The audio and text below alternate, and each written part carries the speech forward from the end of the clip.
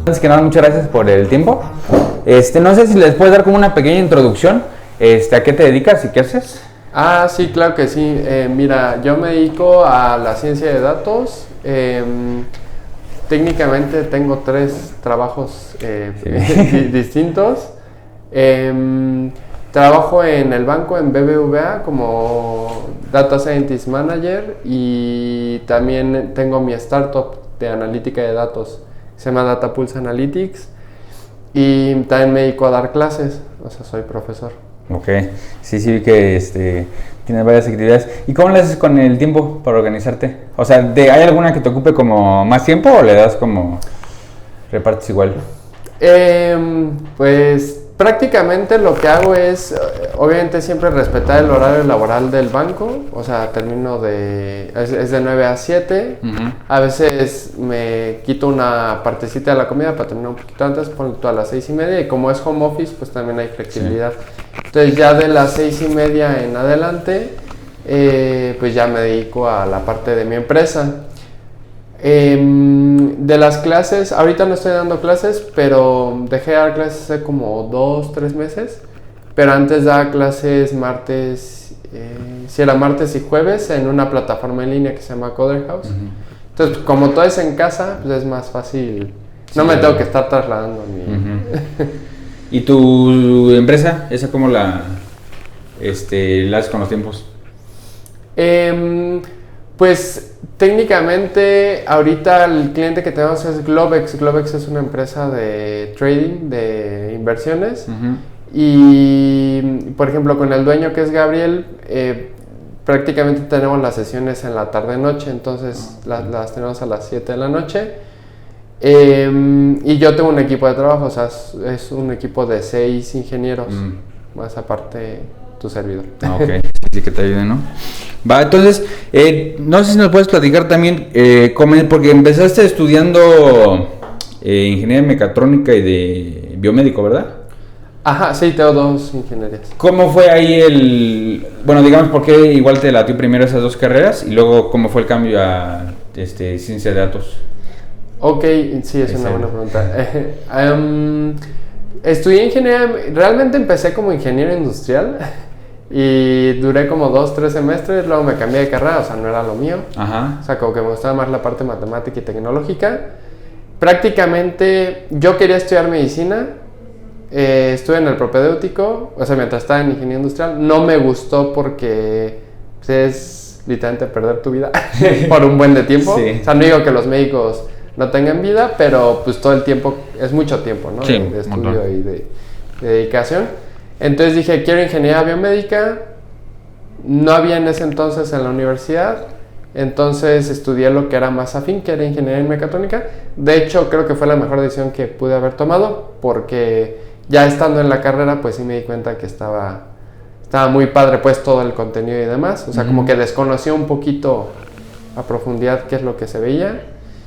Termino ingeniería en mecatrónica, luego empiezo ingeniería biomédica a la par con una maestría.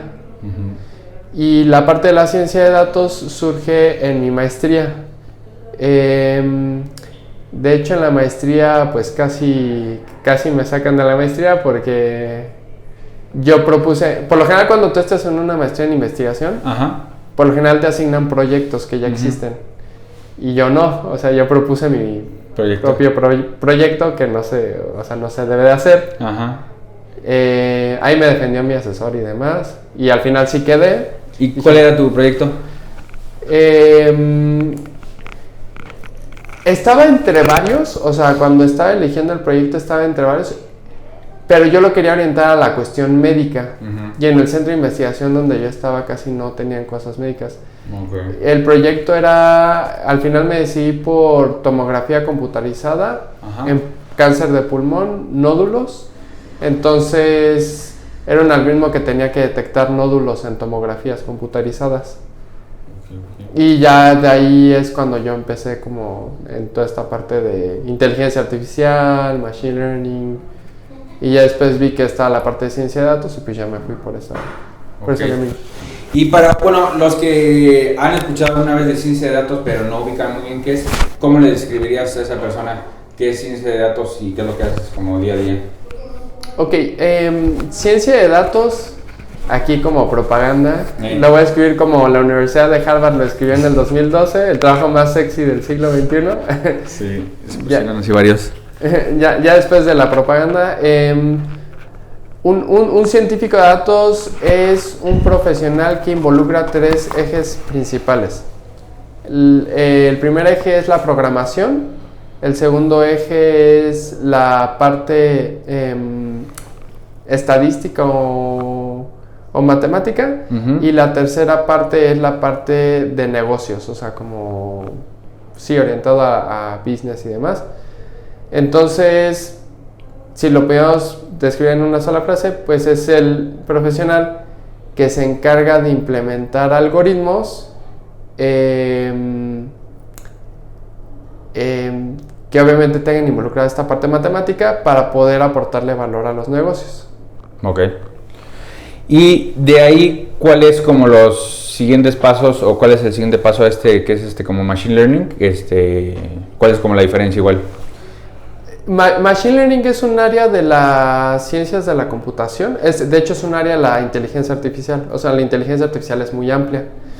Realmente la inteligencia artificial cobra relevancia en estos años por el Machine Learning. Pero hay muchísimas partes de la inteligencia artificial, por ejemplo, sistemas expertos,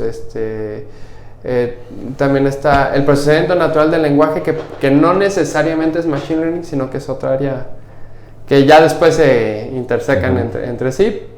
Pero Machine Learning es como tal un área de la inteligencia artificial. Realmente dentro del portafolio de habilidades de un científico de datos, pues está Machine Learning, pero no es lo único. Es como más otros temas. Sí, y bueno, ahorita seguimos con el de Machine Learning. Quería preguntarte cuándo fue, o más bien cómo le hiciste ¿por qué hiciste como dar clases? ¿Qué fue lo que te llamó la atención de dar clases? Pues es que siempre he dado clases, o sea, desde que estaba en secundaria siempre daba clases a mis compañeros. ¿A tus compañeros? Ajá. ¿Pero las dabas como de lo que estaban viendo o de qué dabas clases? De lo que, matemáticas, sí. ¿De matemáticas? Okay. Sí, ahí estaba como, siempre he sido bien nerd, entonces pues de ahí, y pues ya de manera más formal, profesional, yo cuando terminé la carrera en ingeniería en mecatrónica, yo hablé con el director de ingeniería en ese entonces, porque pues quería dar clases, ¿no? Y ya te dieron chance. Sí, por gusto. Y ya cuando estabas dando clases, ¿cuál es como lo que más has aprendido? ¿Qué es lo que más te ha quedado? ¿De dar clases? Ajá. Que cada estudiante es un mundo, al final de cuentas. Que al final de cuentas, o sea, el antes y el después de dar clases, ya a nivel salón profesional y todo, que tienes personas de diferentes, con diferentes habilidades, ¿no? O sea, tienes tal vez las personas que sí son como muy vivas y están ahí y se les facilita, y luego tienes las personas pues que sí se les dificulta más, como que sí necesitan como más ayuda, y luego sí tienes las personas que de plano no que andan perdidos. Así que no van.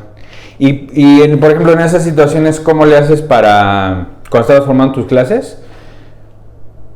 ¿Cómo le haces cuando le estás como programando o haciendo, para que a la persona que digamos vaya más avanzada en la materia sea como un reto para esa persona, pero también la persona que quizás le está costando un poquito más también pueda como aprender ahí algo de la materia?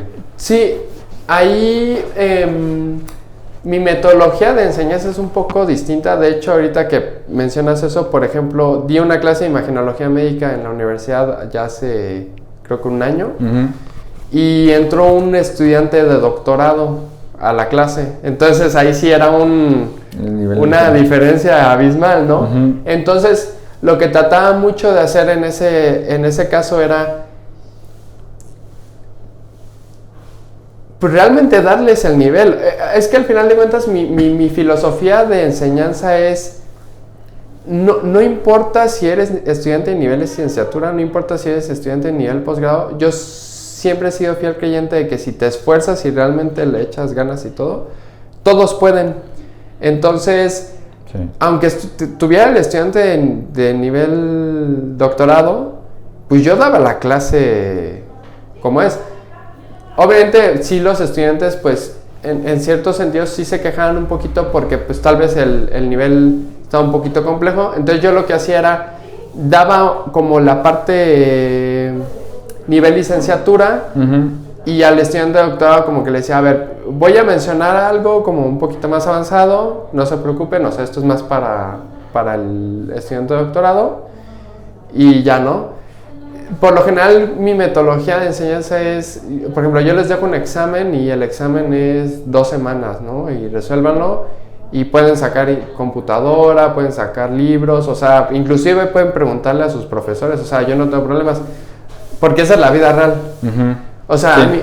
Entonces, o sea, si había el estudiante que le batallaba más, pues el estudiante que batallaba más, pues ya me preguntaba más, ¿no? Y le decía, no, pues inténtale así, o sea, como que los guiaba más. O sea, mi metodología de enseñanza es más aprender a hacer, más que un examen de papela en donde tengas que... Sí, no, aprenderte todas las respuestas de memoria. Ajá. Sí, no, y creo que sí está padre porque, como dices, los que van más avanzados, pues ya digamos están a nivel, pero los que están un poquito más abajo tienen como la oportunidad de todavía aprender más que si fueran... Y de hecho se apoyan, ¿eh? O sea, por ejemplo, yo he visto mucho que cuando dejo este tipo de dinámicas en exámenes es, por lo general los estudiantes que van como más avanzados les ayudan. Porque yo sí, por ejemplo, algo que sí trato de hacer es que pasa mucho que pues el estudiante estrella siempre está al frente y pues dejan atrás a sus demás compañeros. Entonces yo siempre les digo, pues en el examen yo les voy a preguntar a todos, ¿eh? O sea... Y nada de que, o sea, yo decido y vas tú y tú me explicas las cosas, ¿no? Sí. Entonces, ¿qué es lo que hace eso? Que obviamente los estudiantes, pues, que se les facilita más, pues les apoyan a los estudiantes que tal vez les cuesta un poquito más de trabajo, ¿no? Sí. ¿Y qué le recomendarías, por ejemplo, a alguien que va acabando la prepa y quiere, digamos, ya después trabajar en algo con inteligencia artificial? ¿Cuáles son como los pasos o cursos o hasta carreras que le recomiendas para poder tener después una carrera en algún trabajo de inteligencia artificial? Creo que actualmente ya están empezando a sacar más como licenciaturas en ciencia de datos. Creo que todavía no es la norma. Sí, todavía no hay como en muchos. Pareciera que es más como posgrado, ¿no? O sea, no tanto... Sino como informática luego ya, de posgrado. Mira, yo recomendaría que estudiaran o una ingeniería, actuaría o matemáticas. O sea, cualquiera de las tres, o sea, ingeniería, actuaría o matemáticas, cualquiera de las tres, creo que son buena base como para empezar a meterte a esa parte de inteligencia artificial. Y independientemente de cuál elijas, pues sí recomendaría, por ejemplo, que si quieren estar como en el edge, pues hay muchos cursos de Coursera, ¿no? Hay una empresa que fue fundada por Andrew Ng, que Andrew Ng es un referente a nivel internacional. Él es profesor de Stanford y él tiene, o más bien su empresa ha liberado muchos cursos en Coursera. Entonces yo lo que les recomendaría es, ya cuando terminan su bloque básico de materias en la universidad, o sea, independientemente si eligieron ingeniería, actuaría o matemáticas, pues que se metan a aprender cursos, ¿no? O sea, no todo te lo puede ofrecer la escuela, porque pues la escuela pues tiene programas ya a nivel gobierno, o sea, tiene que cumplir con ciertos lineamientos y muchas veces las universidades no ofrecen cursos optativos de este tipo de temas, ¿no? Entonces, pues, hay mucho recurso en línea, pues, para... Sí, porque sí he visto, ¿no?, que las universidades apenas ya están dando como de data analysis o data science, como que ya apenas están sacando sus cursos, porque sí era algo que yo creo que tarda más tiempo, ¿no?, que las universidades implementen. También te quería preguntar, ahorita de tu puesto actual con Vancomer, ¿qué es como lo que haces día a día? Lo que hago día a día, bueno... O como en proyectos, quizás no como día a día, pero sino como en qué proyectos está trabajando o qué es lo que se está tratando como de llegar ahí con Vancomer, con los ciencia de datos. Sí, claro. Mira, no te puedo platicar tan a detalle por cuestiones de confidencialidad, pero mira, te puedo platicar como muy a grandes rasgos el área de la inteligencia artificial. Exacto. Yo estoy trabajando actualmente con un área que se llama aprendizaje por refuerzo. Y el aprendizaje por refuerzo es, por poner un ejemplo, es como si han visto el experimento de Pavlov con el perrito, donde le das comida al perrito y ya no come. Ajá. Y suenan una campana. Entonces suena la campana y le dan de comer. Repiten esto muchas veces, condicionan al perro y ya llega un punto en donde no le das comida, suenas la campana y empieza a babear, porque reforzaste una conducta. Ajá. Entonces este tipo de refuerzos de conductas en función de recompensas es en lo que estoy yo trabajando como en área de inteligencia artificial. Ahora, el banco tiene un ejército, o sea, yo antes de entrar al banco no sabía, pero o sea, el banco sí tiene un ejército de analítica gigantesca. No sé bien el número, pero sí tengo entendido que en México, y a ver si alguien de BBVA puede como dar la cifra más exacta, pero sí tengo entendido que son como 250, 300 científicos de datos en México solamente. Y ya creo que del área total de científicos de datos, o sea, Machine Learning Engineers, Data Developers y demás, sí creo que asciende a más de 500 personas. Entonces, pues hay diversos proyectos, ¿no? O sea, hay, por ejemplo, proyectos por ejemplo, cuando vas a pedir un préstamo, identifica el algoritmo qué tan probable es que... O identifica el nivel de riesgo de la persona, ¿no? Es decir, si va a ser moroso, ¿no? La persona a la hora de pedir el préstamo. Hubo un proyecto muy interesante que hizo un equipo de mi área. Hay pues diversas áreas, ¿no? En el banco. Y el área en donde yo estoy se llama AI Factory, que es la factoría de inteligencia artificial. Ahí hicieron, por ejemplo, un algoritmo para, a partir de imágenes satelitales, detectar paneles solares, y entonces en función de estos paneles solares pues podían determinar pues, costos de energía o demanda energética y demás. Ese es, por ejemplo, un proyecto en donde he visto que meten como más inteligencia artificial ya un poquito más avanzada. Hay trabajos pues en todas las áreas, ¿no? Desde cuestiones de atención al cliente, por ejemplo, cuando van a llamar al banco, por ejemplo, todo el módulo que ahorita creo que ya está en la aplicación, que es la parte de salud financiera, estimar los gastos. Por ejemplo, hay equipos que se dedican, por ejemplo, a hacer algoritmos que predigan, por ejemplo, cuánto te va a sobrar al final del mes, y que el banco te recomienda, pues invierte el dinero, ahorra el dinero, o por ejemplo, qué clientes son más probables de que te contraten un seguro de auto, un seguro de vivienda. O sea, es una cosa, son muchísimos un equipo grandote, ¿no? ¿Y por qué también tuvieron las ganas como de iniciar tu empresa, la que es Pulse? O ¿de dónde como salió la idea o el gusto? O sea, con Datapulse ya vamos a cumplir 3 años en enero del 2024. Se constituyó legalmente en enero del 2021 y surge la necesidad o la idea de... yo tengo tengo a mi padrino que es como... O sea, no es familiar, pero pues es un señor ya grande que ya me conoce de mucho tiempo y... pues me ha apoyado mucho, o sea, durante mi carrera profesional, desde que estaba muy chico, desde los 12 años, 10 años hasta el momento. Y él sabe pues toda mi trayectoria, ¿no? O sea, pues que estudié la carrera, la maestría, bla, bla, bla. Entonces él me mandó a llamar y me dice, bueno, ya estudiaste mucho, ¿y ahora qué, no? O sea, pues haz algo, ¿no? Con eso, que con tanto que has estudiado. Y ya yo le dije, no, pues podemos poner Le dije, pues déjame pensarlo, me puse a investigar. En ese entonces, y es poco tiempo, 3 años es poco tiempo, en Latinoamérica pues casi no había empresas de analítica. O sea, realmente apenas como que están... O sea, las empresas grandes sí, ¿no? O sea, digo, esas empresas grandes pues sí ponían sus departamentos, pero así que hubiera consultorías de analítica en Latinoamérica, digo, yo no... Al menos yo hice mi investigación y no había casi empresas.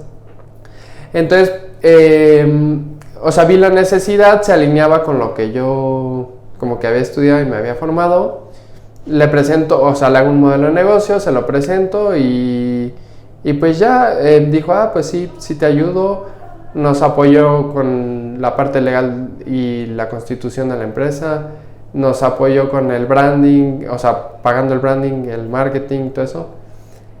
Y ya en ese entonces pues yo estaba dando clases y pues a varios alumnos de mis clases pues los invité a trabajar conmigo y pues ya llevamos, por ejemplo, Raúl, que fue el primero en entrar, pues ya lleva 3 años conmigo ahí trabajando. O sea, que es un buen equipo de trabajo porque pues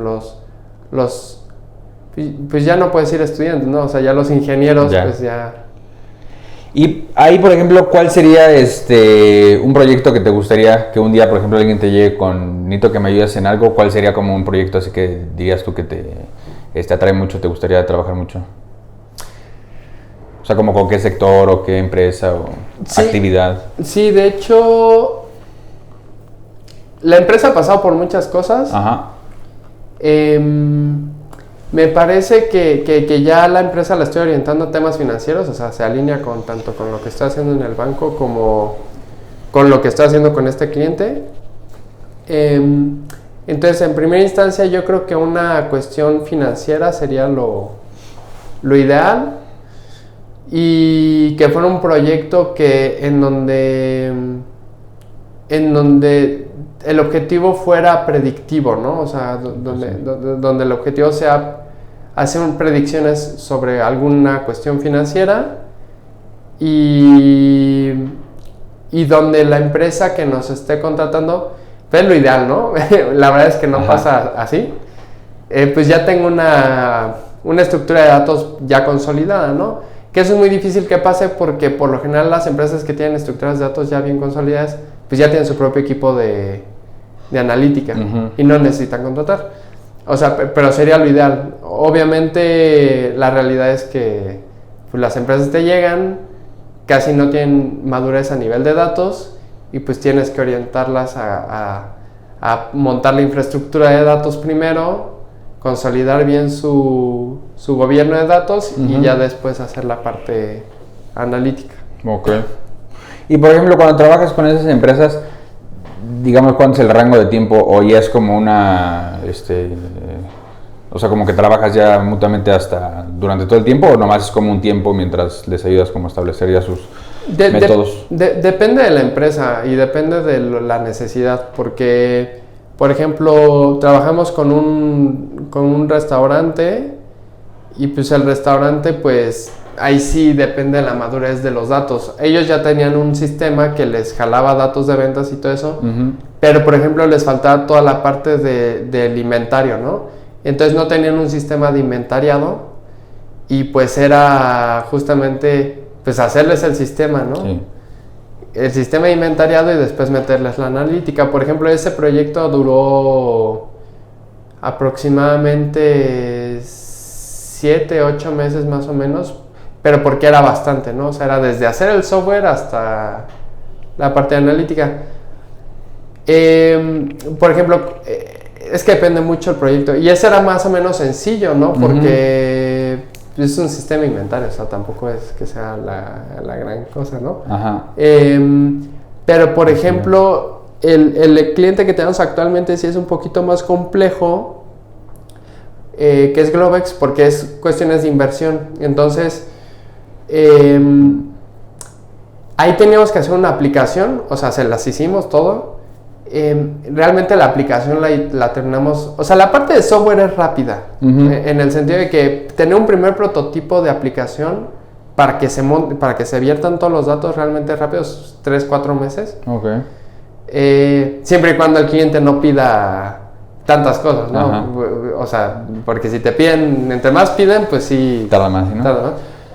Y realmente nos hemos estado dedicando ahí, por ejemplo, llevamos como de esos llevamos 7 meses trabajando con ellos, 3-4 meses se hizo la aplicación, pero simultáneamente se la estaba haciendo como toda la parte analítica. ¿Por qué se podía hacer así? Porque la naturaleza del proyecto no necesitaba que primero estuviera la plataforma para hacer la analítica. O sea, es decir, tú datos de acciones de bolsa, pues los puedes sacar donde quieras. O sea, no necesitas que haya una plataforma con los datos. O sea, los datos están ahí afuera. Ajá, sí. Entonces, pues la analítica pues tuvo la oportunidad de empezar desde el inicio. Pero porque el dato estaba disponible. En cambio, con el restaurante no. Con el restaurante necesitas montar primero la plataforma para adquirir el dato y después hacer la analítica. Entonces, digo que depende mucho del negocio, del proyecto. Sí.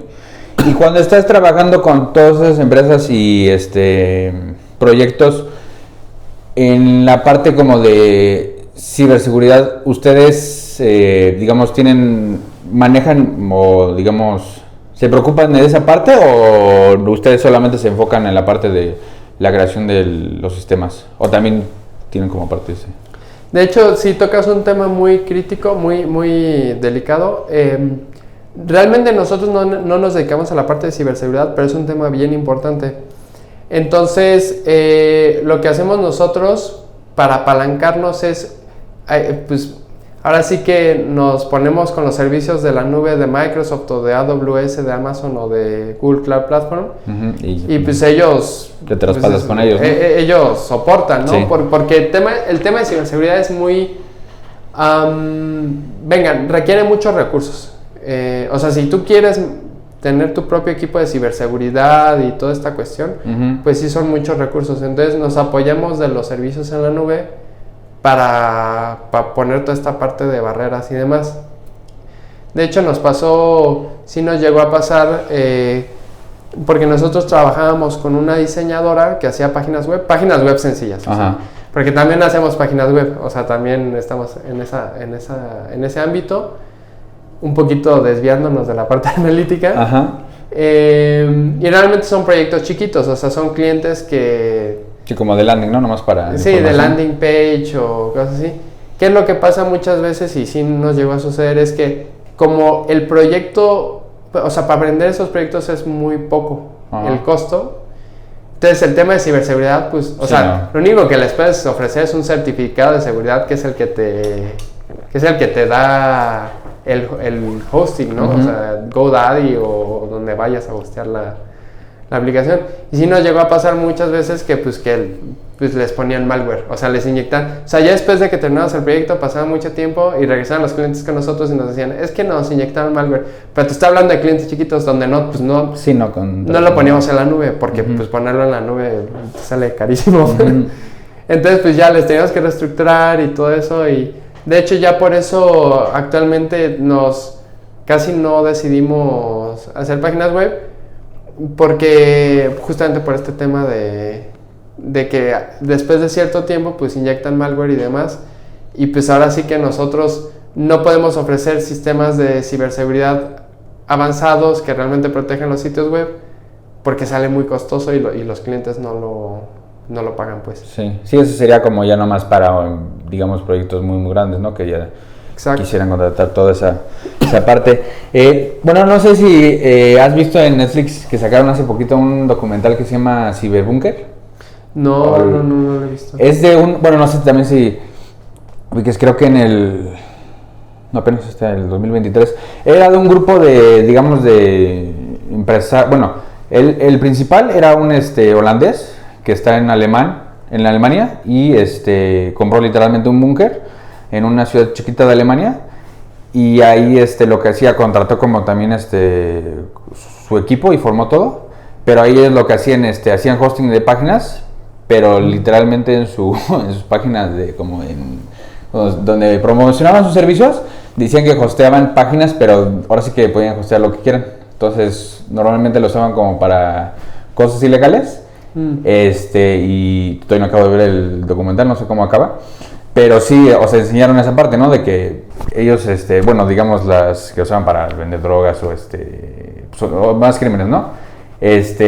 Ahí surge la duda de que sí en el futuro Porque ellos tenían como todo su sistema, ¿no? Yo creo que hosteaban un montón de páginas. Pero ahí sale la duda de, por ejemplo, y igual en empresas como Vancomer, ¿cómo le hacen para cuando se dan cuenta de que, ¿cómo decirlo? Sí, ¿no? O sea, como que hay, digamos, pequeñas empresas o pequeñas personas que hacen como este servicio de, digamos, ilegal. ¿Cómo se le puede hacer para, digamos, como opinión personal, no como igual, porque ya sé que no es a lo que te dedicas de ciberseguridad, pero tú cómo crees que se pueda solucionar o ir solucionando esto con a nivel como país aquí de México? Ya, o sea, que te refieres como cómo atacar la parte de sitios web ilegales. Ajá. Y más si, por ejemplo, aquí en México, digamos que de repente descubren que tienen ahí en un lugar, en un sótano, ahí tienen como todos sus servidores y son de un montón de páginas ilegales. Ya. Digo, no es mi expertise, sí. pero el tema con ese tipo de delincuencia es complicado primero identificar en dónde están haciendo el delito, porque por ejemplo pueden utilizar IPs dinámicas, VPNs. Una VPN es una Virtual Private Network. Uh-huh.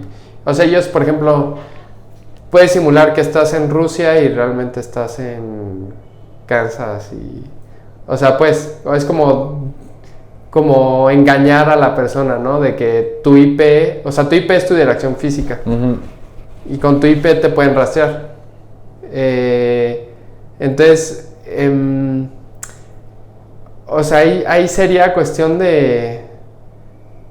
Es algo complicado, o sea, no es así como, pues ya estoy viendo el sitio ilegal y veo el IP y te va a salir que sale en Malasia, ¿no? O una sí. cosa así. Entonces, pero, por ejemplo, ¿crees que es algo que México debería darle, enfocarse un poquito más, la parte de todo esto de ciberseguridad para sí, definitivamente. todos los clientes? Sí, definitivamente sí, pues yo no estoy como muy familiarizado con cifras o la magnitud del problema, pero pues me imagino que toda la parte, por ejemplo, de narcotráfico y de, por ejemplo, trata de personas, venta de armas, o sea, todo ese tipo de cuestiones, pues se ha de estar generando o gestando a partir de ese tipo de sitios, ¿no? Que es lo que se conoce como Deep Web. Uh-huh. Entonces, me parece que México sí tiene... pues ya sabes, ¿no? Como convenio con Estados Unidos para justamente atacar este tipo de problemas.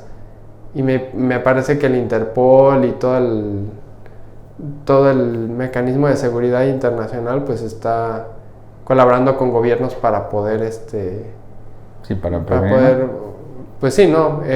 Desbaratar las redes criminales. Pero sí es un tema... Sí, no, yo sé que a los que se dedican a ciberseguridad les pagan muy bien, justamente porque sí no es algo tan trivial, pues. Sí. Yo así como cambiando de tema, ahora sí está algo más de como tu expertise. Ahorita ¿hace cuánto salió? Ya tiene un año, ¿no? Que te salió ChatGPT. Uh-huh. Sí. Yo creo que antes de que saliera eso, le platicabas a las personas como inteligencia artificial y como que todavía no lo veían como nada práctico, ¿no? De día a día. Y ya que sale de ChatGPT, ahora sí ya la gente como que tiene como la primera versión de qué es lo que pudiera llegar a ser.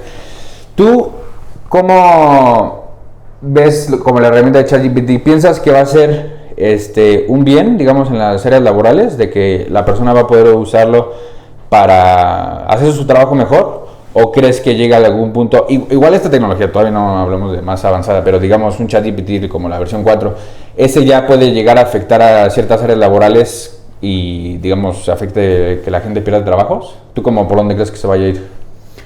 Mira, yo siempre, cuando hablamos de ChatGPT y demás, digo, y aquí voy a hacer un mega paréntesis, si quieres después contesto sí. la pregunta que me hiciste. Siento que todo el tema de inteligencia artificial y todo el tema de...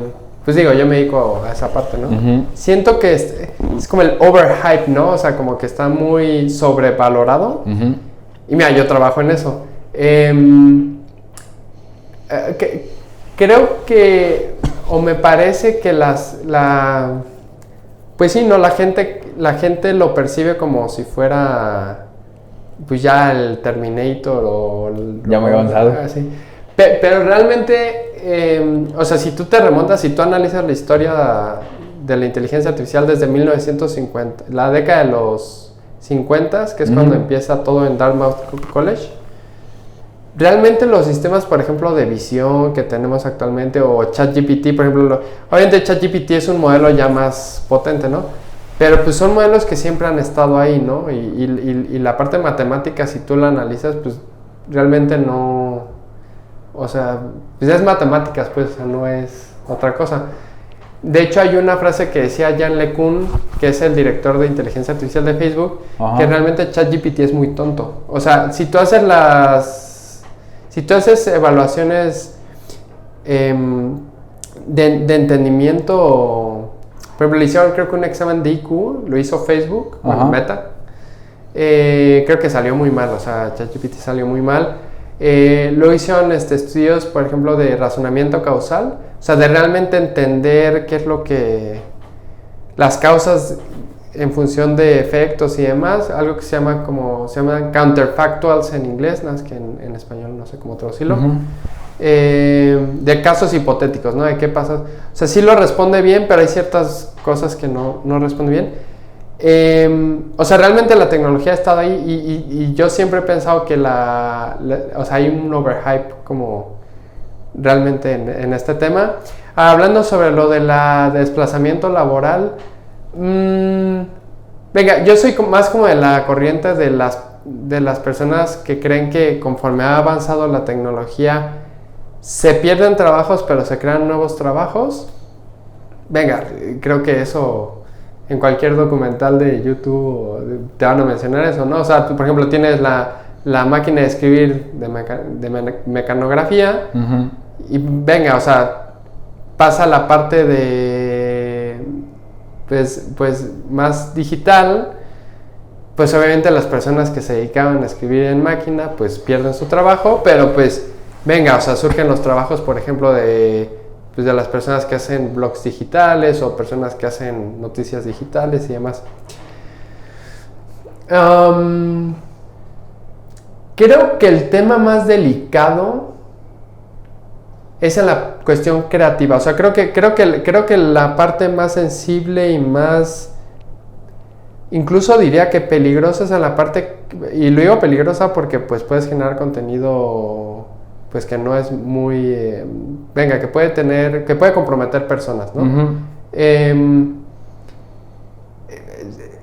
Hay una frase que me gusta mucho, bueno, un punto de vista que me gusta mucho, que es Chomsky, que es investigador del MIT, es uno de los grandes filósofos del siglo XXI. Y Chomsky decía, de hecho ahí en LinkedIn, de hecho hice la republicación de eso, Chomsky decía que ChatGPT es el plagio más grande de la historia. Porque al final de cuentas, ¿qué es lo que es ChatGPT? Es un modelo asociativo. Entonces, lo que hicieron pues fue entrenarlo con muchos datos, muchísimos datos, y lo que hace ChatGPT es, obviamente agarra todos estos datos y saca correlaciones, o sea, saca las asociaciones, y a partir de estas asociaciones pues creas el contenido, ¿no? Y entonces Chomsky dice, no, pues es que es el más grande plagio de la historia porque pues agarras todo el conocimiento humano. Y entonces, desde mi perspectiva, yo creo, o yo no lo consideraría plagio, o sea, creo que muchos creativos, o sea, diseñadores, mi hermana es diseñadora y demás, creo que agarran fuente de inspiración o sea, por ejemplo, mi hermana, yo lo comento porque pues, es diseñadora gráfica y sé más o menos cómo trabaja. O sea, ella se inspira de lo que ve, o sea, dice, o sea, tengo que hacerle tal vez un logo a una empresa y veo ideas, asocio, me imagino que en la mente de los creativos es haces asociaciones, sacas como esa fuente de inspiración y creas algo, ¿no? O sea, no es como que un creativo va a agarrar y va... Sí, de cero, ¿no? De cero, así, y se le va a ocurrir... O sea, creo que siempre hay un punto de partida para crear algo, ¿no? O sea una pieza literaria, un cuadro o lo que sea, ¿no? Yo lo vería en temas delicados por ese aspecto, ¿no? Más en la parte creativa. Esa es como una perspectiva pesimista, pero también tenemos la perspectiva como optimista, ¿no? Creo que también es una herramienta justamente para fuente de inspiración. O sea, volviendo a la misma lógica de, pues tú ves, observas y todo eso, y en función de eso te inspiras. O sea, creo que a los creativos les podría ayudar mucho, por ejemplo, para tener puntos de inicio y elaborar a partir de ahí, ¿no? Sino como una película, ¿no? Que, o sea, puede ser una película original y todo, pero saca muchas ideas de películas, de libros, de ideas de las personas y son ideas de todo lo demás. ¿Te gustan los videojuegos? Sí. ¿Ubicas el juego de Pong? Que es el primerito, que era nomás la barrita, la que se mueve así, y la pelotita. Había uno, no me acuerdo quién había dicho, pero digamos que ChatGPT es como esa versión, ¿no? De Pong, o sea que es, digamos, la primera, los primeros como videojuegos. Y ahorita justamente que ya va a salir el Grand Theft Auto 6, el avance de ahí a Grand Theft Auto 6 es como un avance pues, totalmente pues, astronómico, ¿no? ¿Cómo tú veías ya ChatGPT en unos 10, 15 años? ¿Cómo crees que ya vaya a avanzar? O sea, ¿crees que ya vaya a llegar a un punto en lo que, digamos, la gente que no sabe muy bien lo que ubicamos como inteligencia artificial completa? O sea, que ya vaya a ser como un programa que se puede confundir con una persona o un ser consciente. Aquí siempre, y es un debate que siempre está dentro de la mesa, porque venga, aquí tienes dos cuestiones muy distintas, ¿no? O sea, una cosa es inteligencia y otra cosa es conciencia, ¿no? Venga, o sea, o sea, y lo comento no porque sean mis ideas, o sea, es algo que los investigadores han discutido por décadas, ¿no? Y ahí está el dilema, ¿no? El debate que es, o sea, ¿se necesita conciencia para ser inteligente o puede haber entes inteligentes sin conciencia, ¿no? Y aquí es donde entra pues, todo el tema de ¿cómo defines inteligencia? ¿Y qué es ser inteligente, ¿no? Y hay un buen de definiciones, digo, te puedes poner en libros y leer toda esta cuestión de inteligencia. De hecho, por eso ChatGPT te digo que está sobrevalorado, o sea, ¿realmente es inteligente? Pues no, o sea a mi perspectiva, pues, o sea, eso es un modelo estadístico que tiene una capacidad impresionante para asociar, sacar correlaciones y a partir de estas correlaciones tratar de predecir la siguiente palabra, que es lo que hace, o sea, predecir la siguiente palabra, que es una tarea muy difícil, o sea, entonces creo, y yo estoy de acuerdo con esa línea de investigación, o sea, yo creo que la inteligencia sí se tendría que ver como algo distinto a la conciencia. Ok. Pareciera que, porque la inteligencia es como esa capacidad de resolver problemas o de adaptación. Entonces, siguiendo esa línea, yo creo que un ente consciente no creo que vaya a suceder. O sea, si a mí me lo preguntas, o sea, algo que sea consciente no creo que vaya a suceder. Digo, no sé, o sea, yo creo que nadie sabe el futuro, pero lo veo muy improbable. Creo que la conciencia es un fenómeno físico-biológico que o sea, emerge de ciertos patrones bastante complejos que ya millones de años gestándose y que veo muy difícil que el ser humano pueda replicar. O sea, la conciencia veo que es algo muy complejo de replicar. Yo ya me estoy fumando acá un churrote, pero... Sí, no, está bien. Hay un video de TED donde habla Wolfram. Wolfram es uno de los matemáticos más eminentes también de nuestra era. Es el que creó Wolfram Alpha. Y de hecho él habla justamente de que el universo es computable y que justamente la conciencia es un producto de esa computabilidad, de esa capacidad de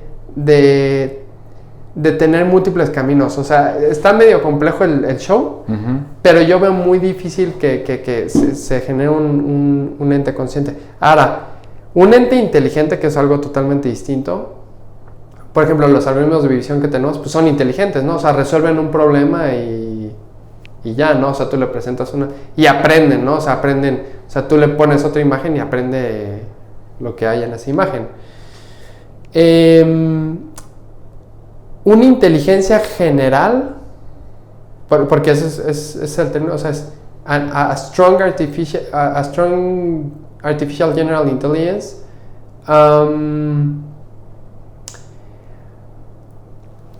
Híjole, o sea, no sé en qué tiempo, yo creo que sí es posible que se pueda lograr. ¿En qué tiempo? No sé. Y creo que realmente quien está yendo en el buen camino no es OpenAI. Creo que quien está haciendo bien las cosas es DeepMind de Google. Porque, o sea, si tú analizas, o sea, si lo analizas desde una perspectiva matemática, a mí me parece que el aprendizaje por refuerzo es pues me dedico yo a eso, o sea, ahorita estoy trabajando en eso. O sea, yo creo que el aprendizaje por refuerzo es la solución. El tema que creo que se tiene que resolver para lograr una inteligencia artificial general es, y creo que ya están empezando a surgir las primeras investigaciones, es cómo defines una recompensa que sea lo suficientemente general y que pueda ser adaptable en el tiempo para que el algoritmo pueda aprender lo que quieras. O sea, creo que ese es el problema más grande que se tiene actualmente, porque si tú analizas el aprendizaje por refuerzo como está actualmente, las recompensas que se definen son muy problem específicos, o sea, es muy, muy específico el problema, ¿no? O sea, por ejemplo, hubo un video de YouTube que les recomiendo que vean, que es como una inteligencia artificial aprende a jugar Pokémon. Es aprendizaje por refuerzo. Ajá. De hecho, creo que lo hizo un cuate, me puse a ver su GitHub, y lo hizo un cuate de Amazon. Y justamente lo que dice en el video es cómo defines la recompensa, ¿no? Y si la defino desde diferente forma, pues el algoritmo va a ser algo totalmente distinto. O sea, ese creo que es el más claro ejemplo del problema que tiene ahorita el campo, porque lo dice en el video. O sea, yo defino la recompensa de cierta manera y el algoritmo va a ser algo totalmente distinto, o defino la recompensa desde esta otra perspectiva y el algoritmo va a ser algo totalmente distinto. Entonces, aquí entramos otra vez en el tema filosófico, ¿no? Es a nivel ya humano, o sea, ¿cuál es la recompensa, no? O sea, al final de cuentas, ya sé que igual el churro está bueno, pero o sea, lo que vamos es la vida en general en el universo. O sea, ¿cuál es el fin? O sea, si es que hay un fin, ¿no? O sea, porque si analizas, o sea, si ya te vas muy profundo y tratas, o sea, si quieres replicar inteligencia artificial general, pues tienes que irte a las bases, ¿no? O sea, a los fundamentos. Entonces, ¿qué es lo que motiva la vida, no? Y el por qué existe la vida. O sea, si tú analizas la vida, es un código genético que ha ido evolucionando y es una replicación de información y es un traspaso de información de generación en generación, ¿no? Y es optimizar este traspaso de información. Y obviamente está todo el tema de, pues sí, ¿no? De adaptación y demás cuestiones de la supervivencia del más fuerte y bla, bla, bla, ¿no? Toda esta cuestión. Y hacer este código genético mucho más robusto. Entonces, ¿cuál es la recompensa ahí? O sea, a lo que vamos es, o sea, si logramos definir o encontrar qué demonios es lo que motiva como a la vida, yo creo que eso se podría replicar en la computadora, definir esa recompensa como flexible y que surja. De hecho, inclusive ni siquiera tiene que ser tan complejo. Está totalmente demostrado que, por ejemplo, tú a partir de reglas simples, a partir de reglas muy simples, surgen patrones muy complejos. El claro ejemplo es el The Game of Life, donde son píxeles y tienes no me acuerdo ahorita cómo era la regla, pero si tienes un píxel al lado y un píxel arriba, te los comes, ¿no? Y si hay 3 píxeles, no me acuerdo ahorita de las reglas, que se llama The Game of Life, y a partir de reglas muy sencillas emergen patrones muy complejos. O sea, me parece que en la vida sucedió eso, que hay una recompensa básica y que a partir de esa recompensa básica, pues se generó un patrón muy complejo que hizo que se replicara la información. Entonces, si replicáramos eso en una inteligencia, pues yo creo que ya resolveríamos el problema. El problema es encontrar eso. Sí, yo creo que como a nivel personal todos tenemos como nuestros diferentes valores o diferentes cosas que estamos persiguiendo, y eso como que tal vez le da personalmente el significado a la vida, pero así como un significado general, o sea, ya depende cuál sea, ¿no? Si es nomás como reproducirse y seguir viviendo o algún otro. Pero en la parte de ahorita haciendo esta diferenciación de inteligencia y conciencia, no, has visto ahorita de películas, ¿has visto la película de Ex Machina? Sí. ¿Sí? ¿La de Chappie? La de Chappie, sí, también. Sí, la de un robot. Ahí, por ejemplo, yo siempre he tenido, bueno, yo no sé casi nada del tema, pero siempre está como, digamos, la inteligencia artificial, que es un humano, o sea, tiene emociones humanas, es como un humano, pero es robot, ¿no? Y está el lado de inteligencia artificial, que es como máquina, sin emociones, sin, sí, o sea, sin la parte como que hace los humanos. Está como esas dos partes, ¿no? Y, bueno, regresando un poquito, yo creo que antes como los humanos, digamos, lo que más como que decíamos que era como nuestro, y lo de los robots, decíamos que ya en el futuro como las tareas como muy, matemáticas o muy fácil, como de quizás mover cajas o mover algo, eso va a ser como que lo primero que van a hacer los robots, no el arte o las canciones, poesía o todo eso, y estamos viendo que es al revés, ¿no? Que eso, o sea, digamos que es lo que pueden hacer ahorita más fácil ChatGPT, que igual no es idea genuina, pero si le pones a una persona, a ChatGPT, hazme una historia de 3 páginas, y otra persona la hace, o sea, muy probablemente no va a poder diferenciar a la persona. Pero tú, ¿cuál crees que es la diferencia entre inteligencia y conciencia? Ya si, digamos, en 10 años se sigue trabajando, ¿cómo crees que se va a ver más la inteligencia artificial? ¿De más un humano, o sea, como lo conocemos, la vida? ¿O va a ser más digamos, lado frío como computadora? Digamos, ahí, igual hablando de películas, que no es muy exacto, pero digamos ya como HAL de Space Odyssey o los clásicos, ¿no? De Terminator, Yo Robot y todos esos. O sea, si a mí me lo preguntas y como veo el área, pues obviamente las emociones, pues no. O sea, volvemos a lo mismo, ¿no? O sea, es que nosotros como seres humanos estamos acostumbrados a pensar en inteligencia y luego lo asociamos con emociones o conciencia, porque es una manera de empatizar, ¿no? O sea, es como, pues está dentro de nuestra propia naturaleza. Por eso es como el debate de qué es ser inteligente y demás, ¿no? Yo lo veo más como más lado computadora, más frío. Sí, ¿no? O sea, al final de cuentas, ¿qué es ChatGPT? O sea, ChatGPT te podrá hacer una obra de arte, una historia, lo que sea, pero ChatGPT por sí, o sea, ChatGPT no tiene iniciativa. O sea, lo que voy es, hay un humano que le pone la entrada, o sea, le da la instrucción y ChatGPT lo hace. O sea, no es como que ChatGPT lo vaya a hacer por sí mismo. Volvemos al tema de la conciencia, ¿no? O sea, que también es un tema filosófico, pues, denso, ¿no? Pero, o sea, conciencia es, pues, saberte existente, ¿no? Y a partir de saberte existente, actuar en concordancia. ChatGPT pues no se sabe existente. Si se supiera existente y tuviera conciencia, pues ya no lo podríamos controlar, pues. ¿Y crees que a algún punto llegue a ser consciente? ¿O no es la más...? No, es que volvemos a lo mismo, o sea, si lo ves desde una perspectiva, es que es un debate ahí bien denso, porque... Sí, porque también otra parte es, igual, son temas, no lo sé mucho, pero digamos que a lo que llamamos nosotros, mente, ser, espíritu, lo que sea, digamos, si ya en algún punto, se puede, replicar, porque, digamos, bueno, no sé muy bien, pero digamos que el cerebro tiene como ciertos, cuando está como trabajando, se prenden como diferentes partes, ¿no? Y ya en ciertas cosas, digamos, pueden duplicar esos patrones en un robot.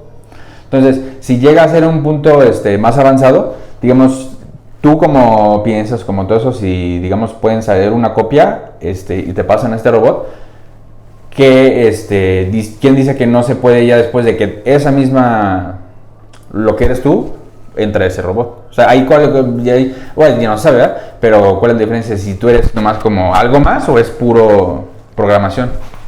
Me suena mucho a Black Mirror este tema. Es que volvemos a lo mismo, ¿no? O sea, yo creo, yo sigo siendo creyente de que el ser humano no va a ser capaz de... O sea, no va a ser capaz de replicar conciencia, porque... O sea, la conciencia es un proceso, como bien decía, que lleva un trabajo de millones de años de evolución y son sistemas biológicos ahí interactuando. Y acá estamos hablando de... Pero cuando dices biológicos, ¿te refieres como a... ¿hay algo más, además, digamos, la programación genética, la programación del cerebro? ¿Hay algo más o puro, digamos, se puede rastrear todo digamos, si se pudiera, obviamente, rastrear como paso a paso de cómo llegas a la conciencia desde el inicio de la célula y cómo fue creciendo, si se puede rastrear todo o hay algo más? Igual no sé si seas espiritual o algo así, o si es como una energía además, o es un espíritu o algo más. Yo estuve leyendo, por ejemplo, una investigación que hizo ¿cómo se llama? Roger Penrose. Roger Penrose fue profesor de Stephen Hawking, o sea, ganó el premio Nobel junto con Stephen Hawking. De hecho, él ya está grande, pero es profesor de matemáticas de Oxford. O sea, estás hablando de alguien bien. Y justamente el dilema que él tenía era la parte de conciencia y todo eso. Hizo investigaciones y encontró de que, pues, al final de cuentas, la conciencia como tal pareciera emerger, o sea, parece que es un efecto cuántico, o sea, literalmente es un efecto cuántico de unos microtúbulos que están en el cerebro. Realmente es muy debatible, ha sido muy controversial porque hay muchos científicos que le han rebatido las cosas, aparte él es matemático, ni siquiera es neurocientífico, bueno, todo un tema. Yo, si a mí me lo preguntas, que al final de cuentas pues es una conjetura, no es... Sí, yo me voy más por la parte que decía Wolfram, de la parte... Es que hay una plática que tiene que sacó hace poco. Creo que la conciencia, y voy con el churro otra vez, yo digo que la conciencia es una...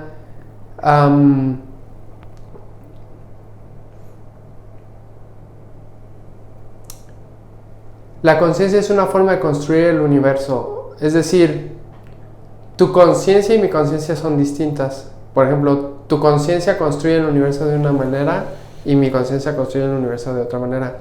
Entonces, aquí viene la fumadez, porque yo digo que el hecho de que existan múltiples conciencias es como una manera de que el universo se pueda concebir a sí mismo de múltiples maneras distintas. O sea, y es el mismo debate de... O sea, por ejemplo, tú puedes decir que esto es una mesa, pero por ejemplo, yo puedo percibir la mesa totalmente distinta como tú la percibes, ¿no? O sea, creo que va por ahí, o sea, y por eso digo que replicar con una conciencia es... O sea, replicarlo en una computadora o en algún sistema o lo que tú quieras, o sea, no es algo que sea... tan trivial, pues, o sea, tan es que en 10 años va a ser consciente ChatGPT, no creo. Y por ejemplo, ¿tú crees que los... Bueno, no sé si ya se... Sí, bueno, no sé si se tienen o no. Por ejemplo, las mascotas, los perros, ¿tú crees que esos tienen conciencia o es por inteligencia? O sea, como que hay alguna diferenciación. No de perros, pero digamos de otros seres animales. ¿Crees que tenemos algo más de pura evolución? Fíjate que yo estaba platicando con era mi coordinador de carrera, él es físico también, llegué a trabajar en su empresa y justamente estábamos platicando de que hicimos bromas y todo eso, pero yo sí creo que hay diferentes niveles de conciencia. O sea, yo creo que no es... Yo creo que el ser humano se crea el único ser consciente se me hace muy arrogante, a mi parecer. Sí. O sea, yo creo que, o sea, por ejemplo, un perro sí es consciente, un gato es consciente, o sea, creo que toda la vida es consciente, incluso hasta te podría decir que una roca es consciente, o sea, te puedo decir que todo es consciente, pero es un diferente nivel de conciencia, ¿no? Uh-huh. Porque la conciencia al final de cuentas, o sea, la conciencia es una construcción de la realidad, o sea, al final de cuentas, el ser consciente es saberse existente. Y para saberse existente necesitas construir una realidad. Entonces yo atribuyo a la conciencia esta construcción de la realidad. Entonces, venga, el perro tiene una construcción de su propia realidad. La roca tiene una... O sea, aunque no se mueva, aunque no tenga vida, aunque no... Venga, o sea, está hecho de los mismos materiales que nosotros, ¿no? Uh-huh. Lo que pasa es que, o sea, una roca o una gota de agua o un átomo, un electrón o lo que tú quieras, venga, o sea, tiene un nivel de conciencia pues más elemental, ¿no? Uh-huh. Lo podemos decir así. O sea, es una fumadez, o sea, esto no tiene validez científica ni mucho menos, pero, o sea, yo concibo así las cosas, o sea, como todo es consciente y realmente es una manera lo veo mucho como los fractales de matemáticas, que es un patrón que se autorrepite constantemente y eso es lo que está pasando, que estamos viviendo un ciclo infinito, un bucle infinito y es un conjunto de bucles infinitos y pues simplemente es eso, ¿no? Es una manera de que el universo se pueda concebir a sí mismo de múltiples maneras, inclusive ya hablando más como teológicamente, incluso eso me parecería que sería Dios, ¿no? Que Dios se conciba a sí mismo de múltiples maneras a diferentes niveles. Sí, no, es justo lo que te iba a decir, que muchos como de yogis o muchos, digamos, del lado espiritual, justamente dicen eso, ¿no? Que es Dios, que es como todas estas conciencias, viviendo diferentes conciencias nomás para experimentar qué se siente como... Bueno, experimentar cada conciencia diferente para experimentarse como más entre... ¿sí? Ya nomás 3 preguntitas, ahorita ya nomás para acabar, ahorita aprovechando siguiendo del churro, ¿qué crees? O tú, al igual, pues ya es puro nivel personal y opinión. ¿Tú qué crees que pasa cuando nos morimos? Si digamos, somos nomás, ya dejamos de ser conscientes o hay algo más? ¿Tu opinión personal qué crees que pase? Yo soy católico. Era católico, me volví agnóstico y luego volví a ser católico y demás.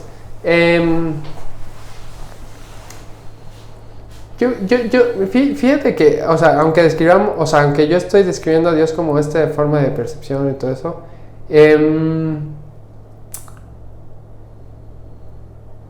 o sea, si lo dejas desde una perspectiva puramente científica, yo digo que, o sea, ya.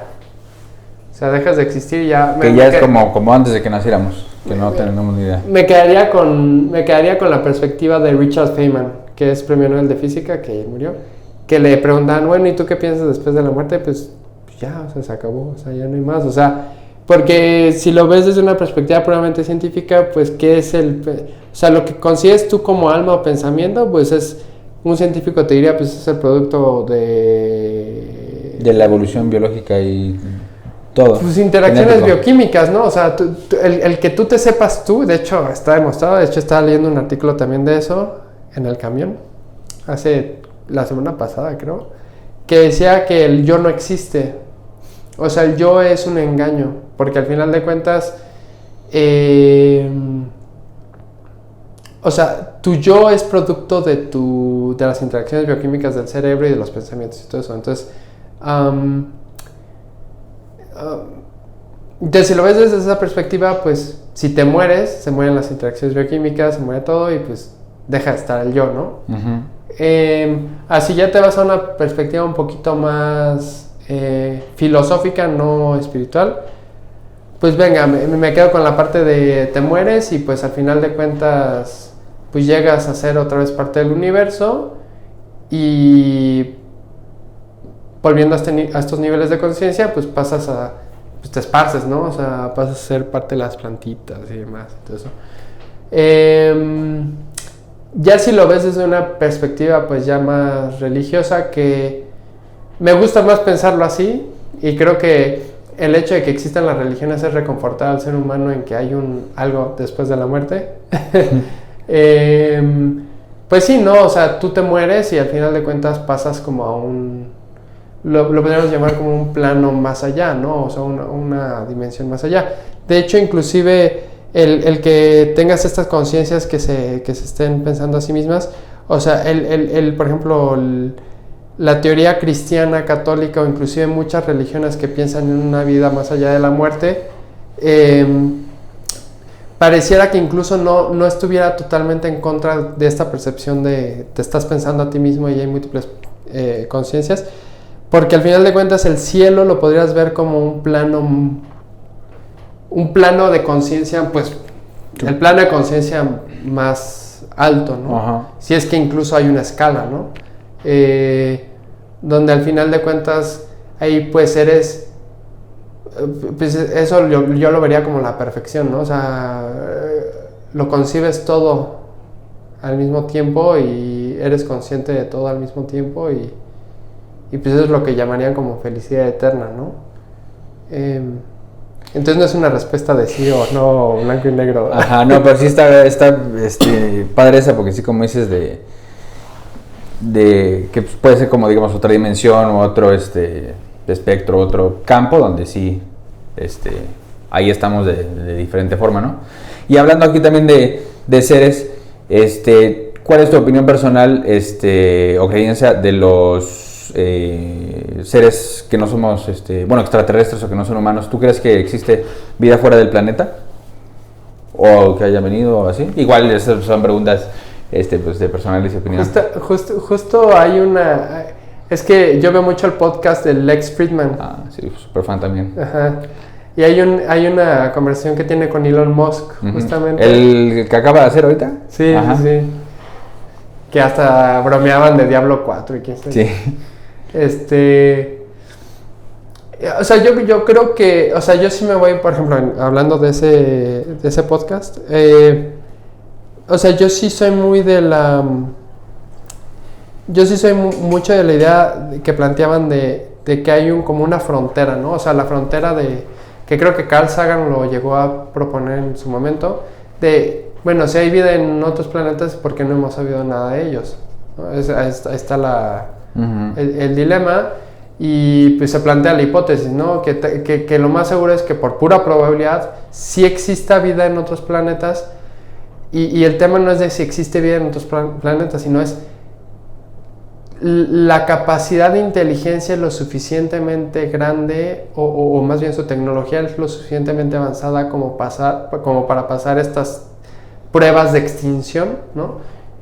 Porque lo que pudiera llegar a estar pasando, que es muy triste, es que sí llegue a estar surgiendo vida en otros planetas y lo que esté pasando es que no superen estos umbrales, no sean lo suficiente, o los sistemas de vida que pueden ser basados en otro tipo de elementos, no solamente carbono, no sean lo suficientemente robustos o adaptables que puedan superar estos como periodos de extinción, ¿no? O sea, y que no sean capaces de salir a otros planetas. Ahora, puede que sí, o sea, puede que sí existan esos seres, o sea, que salgas, o sea, que sí puedan salir de otros planetas, pero venga, o sea, si nos ponemos a pensar y viéndonos estrictamente en la cuestión física, o sea, ¿cuántos años luz están, no? Sí, o sea, está como a 2 años, ¿no? 3 años luz la más cercana. Entonces, pues... Pero ahí, por ejemplo, es donde salen ideas ya más descabelladas que no están viajando, digamos, como nosotros viajamos, ¿no? Ni con la, Sí, porque aunque viajen a, digamos, a velocidad luz, ¿ubicas Bob Lazar? Me suena el nombre. Que uno que según trabajaba en lo que es área S4, que es como la área 51, que según él trabajaba con una nave que trabajaba en vez de impulsarse con fuego, bueno, digamos como nos impulsamos normalmente, era impulsión como con la gravedad. Entonces, en vez de, creo que lo que platican y todo, que hacían como un espacio y ponían ese punto y ya al limpiar como o quitar ese espacio, pues los jalaba la gravedad, pero eso aún así no supera la velocidad de luz. Y ahí es donde salen otras teorías y también como los más digamos, ¿cómo se llama? Espiritualistas o así, que son seres de otra dimensión, que no podemos como comprender, como si está como una vida, ¿no? En 2D y solamente está 2D, no tienen ni idea de que existe lo de 3D. Entonces, que viven en otra dimensión y nosotros pues no, ni siquiera nos podemos imaginar cómo se transportan. Sí, es como la analogía de la hormiga, ¿no? O sea, como la que siempre ponen de que está el ser humano, pisa la hormiga y... Pues, o sea, el ser humano ni siquiera se dio cuenta que estaba la hormiga. La pobre hormiga murió y veía al monstruo ahí caminando, ¿no? Puede llegar a también ser así, ¿no? O sea, que es una civilización, como dices tú, tal vez no seres espirituales, pero una civilización lo suficientemente avanzada que ni siquiera se preocupan por vernos a nosotros, ¿no? Sí. Eso sí. Va que va, Jonathan, pues muchas gracias por tu tiempo. Y no sé si quieres compartir también dónde pueden conocer un poquito más de tu empresa, por si quieren alguien conocer un poquito más. Sí, pues estamos en LinkedIn, ahí está Datapulse Analytics y también tenemos página web www.datapulse.com.mx y pues bueno, si les interesa hacer proyectos de datos, pues aquí estamos. Y también el de Coder House ese es como... Coder House, pues también es por si quieren tomar clases de cualquier índole en cuestiones de tecnología. Creo que también tienen clases de inglés y clases de emprendimiento. Pues ahí en Coder House también lo pueden buscar. Es una startup argentina y pues pueden tomar las clases en cualquier parte del... Va que va. Pues muchas gracias y espero por luego podamos hacer otra plática igual. Sí, claro que sí. Gracias.